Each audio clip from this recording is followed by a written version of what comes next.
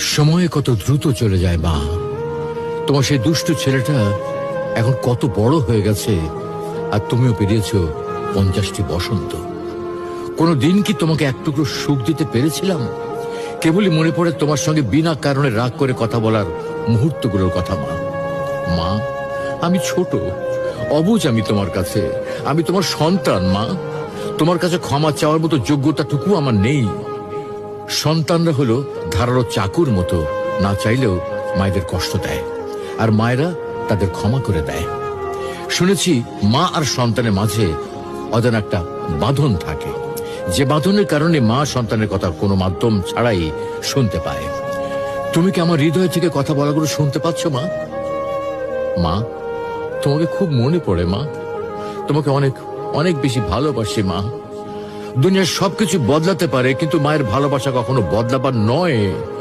মা মমতার মহল, পিপাসার জল, ভালোবাসার সিন্ধু, সর্বোত্তম বন্ধু, ব্যথার ঔষধ, কষ্টের সুখ। মা চাঁদের ঝিলিক, মা যে স্বর্গের মালিক। মৃত্যুর জন্য অনেক রাস্তা আছে, কিন্তু জন্ম নেওয়ার জন্য আছে শুধু মা। মা এমন একটা সম্পদ, যা হারিয়ে গেলে পৃথিবীর কোথাও আর খুঁজে পাওয়া যাবে না। ভালোবাসতে সবাই পারে, তবে মায়ের মতো কেউ ভালোবাসতে